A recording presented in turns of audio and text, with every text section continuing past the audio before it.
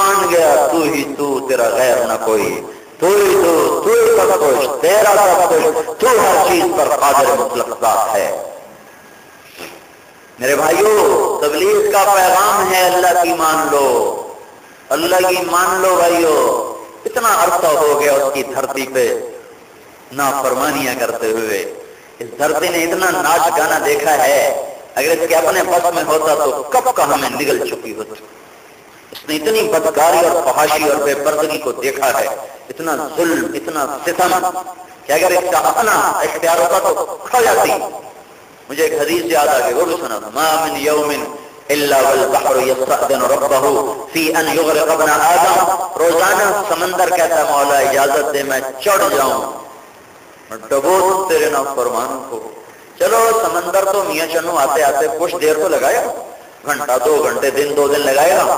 یہ زمین کہتی ہے جس پر میں بیٹھوں آپ بیٹھیں، والارض تستأذن فی ان تبتلعہ، اے مولا اگر تو اجازت دے تو میں ابھی ان کو نگل جاؤں، کا نشان مٹا دوں۔ قارون کو نہیں نگل گئی تھی، کتنی قوموں کو نگل گئی۔ موہنجو داڑو کہاں سے نکلا تھا؟ مٹی سے نکلا تھا نا۔ ٹیکسلا کے کھنڈر کہاں سے نکلے؟ مٹی سے نکلے۔ ہڑپا کے کھنڈر کہاں سے نکلے؟ اندر سے نکلے۔ تو یہ اللہ کا تو مجھے کہے تو میں ان کو نگل جاؤں، لے جاؤں اندر، نشان نہ رہے کسی میاں چنو اور کولمبے کا، ملتان اور خانے وال کچے کو کا نشان نہ رہے۔ پھر آسمان کے فرشتے کہتے ہیں یا اللہ تو اجازت ہے ہم اتر کر ان کو زیر و زبر کر دیں جو تیرا کھا کے تیرے نافرمان۔ تو اس کے جواب میں اللہ تعالیٰ کیا فرماتے ہیں؟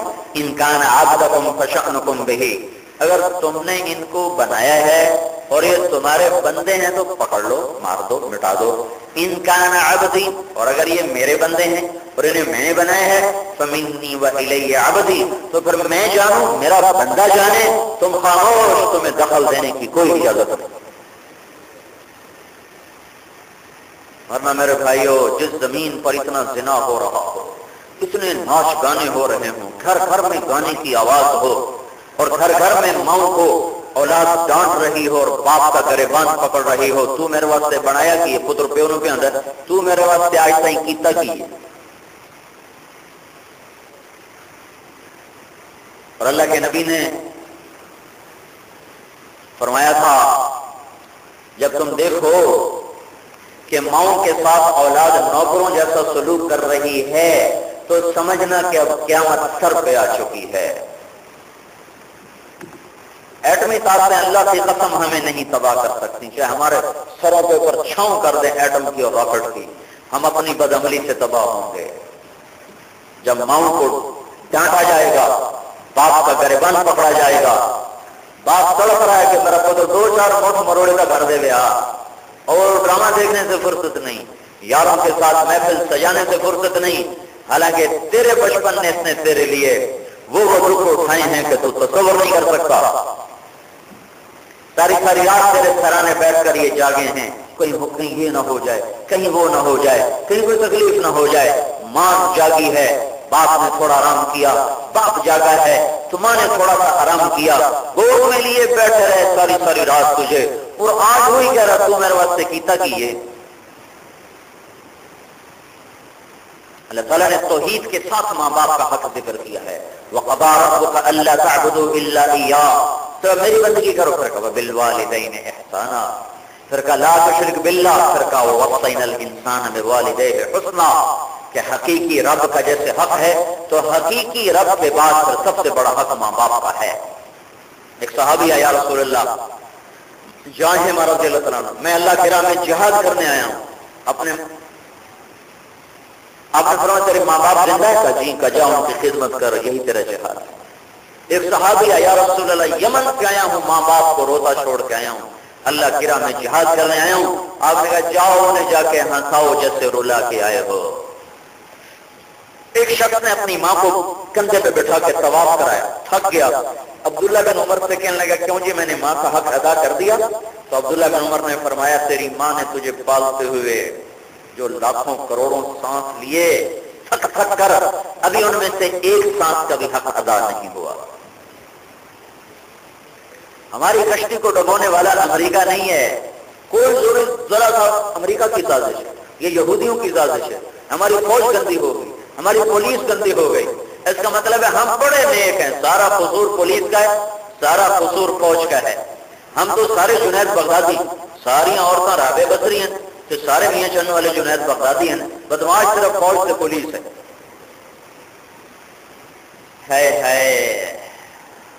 سفینے ایک پھٹے کے ٹوٹنے سے نہیں ڈوبا کرتے، ایک باغبان کے پھٹ جانے سے کشتیاں ڈاواڈول نہیں ہوا کرتی۔ جب سارے باغبان تار تار ہو جائیں، جب کشتی میں 100 چھید ہو جائیں، پھر وہ سفینے ڈوبتے ہیں۔ صرف فوج اور پولیس کے گندا ہونے سے یہ ملک نہیں ڈوب سکتا۔ میں بھی گندا ہو گیا، آپ بھی گندے ہو گئے، کوئی چند لوگ ہیں جن کے آنکھوں سے ہم بچے ہوئے ہیں، اگر وہ نہ ہوتے تو کب کا سفینہ ڈوب چکا ہوتا۔ ہم سب نافرمان ہیں۔ ایسی طاقتوں میں کیا طاقت ہے کہ ہمارا کچھ بگاڑتا ہے؟ وہ ہمارا مچھر نہیں مار سکتے، ہمیں کیسے مار سکتے؟ ہم اللہ کے باغی ہو گئے۔ ماؤں کی نافرمانی قیامت لے آئے گی۔ وہ جب میاں چنو کے ہر گھر میں ماں رو رہی ہو، تلمدے کے ہر گھر میں باپ ڈرتا کر رہو کہ دیں پودر بےزتی نہ کر چھڑ، کہ دیں پودر بےزتی نہ کر چھڑ۔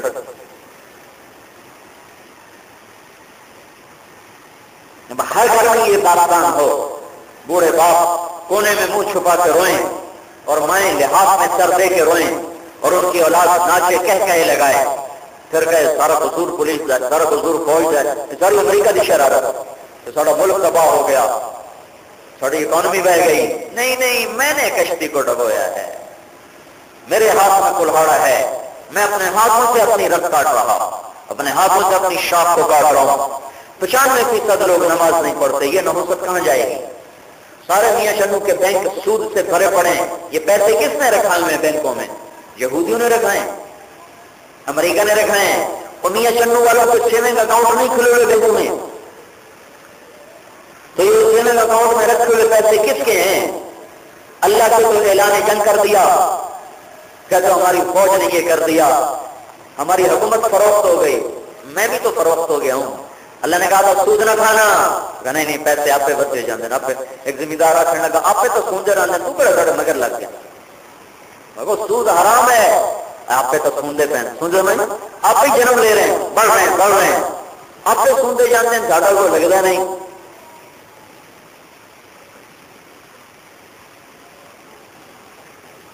تاجروں کے ترازو کے کانٹے کی خیانت نے مجھے ڈبو دیا، عورت کی بے پردگی نے اس ملک کو ڈبو دیا، گانے کی محفلوں نے اس ملک کو ڈبو دیا،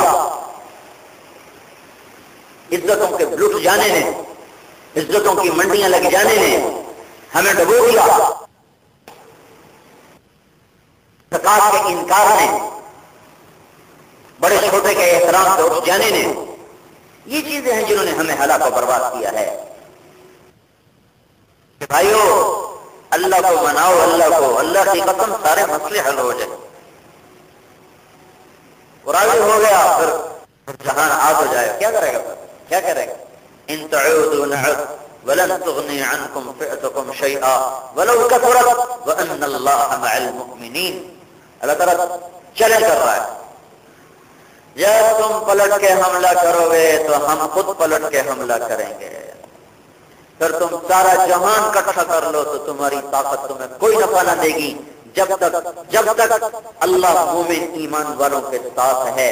اللہ ہی ساتھ چھوڑ جائے تو پھر کیا ہوگا؟ کہ بھائیو ہمیں اللہ کو راضی کرنا ہے، اللہ کو، اس کے لیے ہر قربانی دینے کا ہم سے مطالبہ ہے۔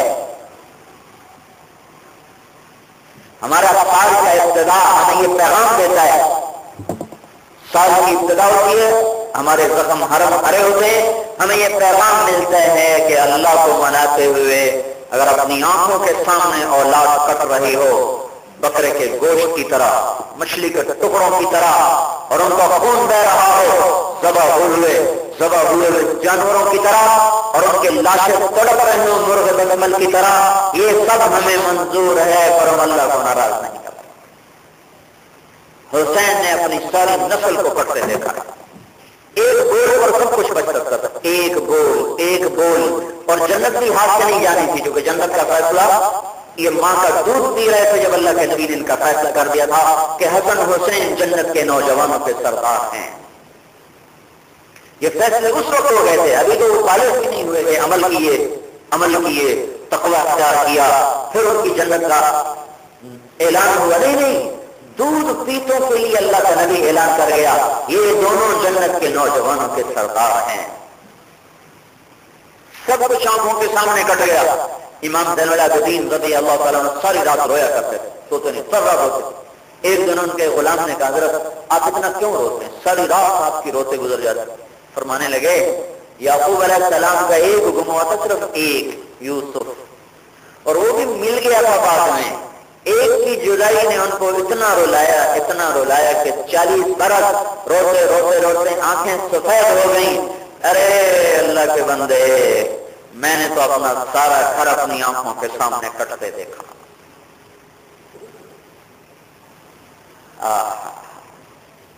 میں نے تو اپنی آنکھوں کے سامنے سارے گھر کو ذبح، میں کیسے چپ رہے؟ مجھے قرار کہاں سے آئے؟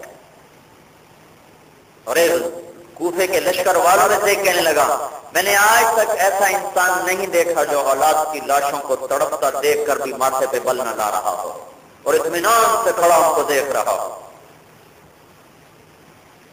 16 آل رسول میں سے شہید کیے گئے، 16 یا 17 یا 22، 3 عدد آتے ہیں، 16 سے 17 سے 22 سے۔ میں کہتا ہوں ایک بھی ہوتا تو زمین آسمان پہ بھاری تھا، ایک بھی ہوتا تو زمین آسمان پہ بھاری تھا۔ وہ تو 16 سے، چلو سب سے چھوٹا عدد لے لو جو لکھا ہے مورخین، 16 جن کے خون کا ایک قطرہ زمین آسمان سے زیادہ قیمتی ہے، سب کٹتے چلے گئے، کٹتے چلے گئے، معصوم بچے نہیں چھوڑے۔ یا کوئی بچہ کٹ کے گرتا تو آپ کہتے طلحہ بے آبائک الصالحین، جا اپنے باپ دادا کے پاس چلا جا۔ تو یہ ایک پیغام ہے، پیغام کہ یا اللہ تیرے راضی کرتے ہوئے ہر قربانی ہمیں منظور ہے۔ تو ہم پر ایسی کربلا نہیں آئے گی، ہم تو جھوٹ چھوڑ دیں، کبیرہ گناہ چھوڑ دیں، ہماری یہی کربلا ہے کہ کبیرہ گناہ چھوڑ دیں لیکن نافرمانی چھوڑ دیں۔ اس واقعے کو ٹالا جا سکتا تھا، نہیں ٹالا گیا، یہیں رکھا گیا۔ معصوم بچہ عبداللہ کا آخری رہ گیا، آخری 15واں، یہ 16 وہ 15واں آخری، اس کو گلے سے لگایا ہوا تھا، پیار کر رہے تھے۔ ابن الموقد کا تیر آیا اور گلے کے پار ہو گیا، وہیں ٹھنڈا ہو کے اس کی گردن چھلک گئی، تو اس وقت چھلک گئے، آنسو نہیں نکلے لیکن آخر تو دل بھی تو ہے نہ تن گوش۔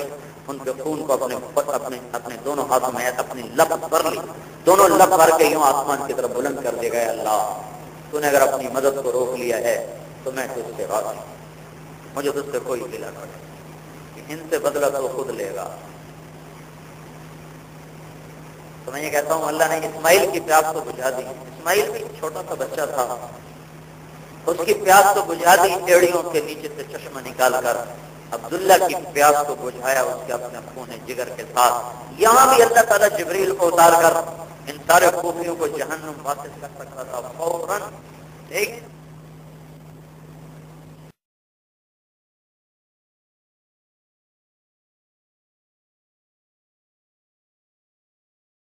اپنے خون جگر کے ساتھ، یہاں بھی اللہ تعالیٰ جبریل کو اتار کر ان سارے خوفیوں کو جہنم واصل کر سکتا تھا فوراً، لیکن اللہ تعالیٰ نے قربانی کا نقش قائم کیا اور ساری دنیا کو پیغام سنایا کہ اللہ کو راضی کرتے ہوئے اتنی بڑی قربانی بھی دی جا سکتی ہے۔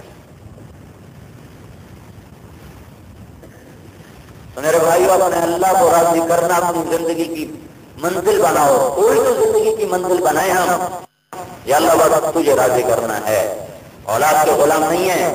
اب کوئی یہ نہیں کہہ سکتا میں رشوت نہ لوں تو بچوں کو روٹی کہاں سے کھلاؤں، اب کوئی یہ نہیں کہہ سکتا کہ میں جھوٹ نہ بولوں تو بچوں کو روٹی کہاں سے کھلاؤں، اب کوئی یہ نہیں کہہ سکتا میں ناپ میں کمی نہ کروں تو بچوں کو روٹی کہاں سے کھلاؤں، کوئی یہ نہیں کہہ سکتا کہ میں کچے رنگ کو پتہ نہ بتاؤں تو میرا کپڑا نہیں بکے گا۔ پر بھائیو تمام ہو گئی، ختم۔ لیکن بات یہ ہے یہ سنانے سے چیز وجود میں نہیں آتی، اس کو دل میں اتارنے کے لیے محنت اور جد و جہد اور کوشش کی ضرورت ہے جو تبلیغ میں ہو رہی ہے۔ اور ایمان بناؤ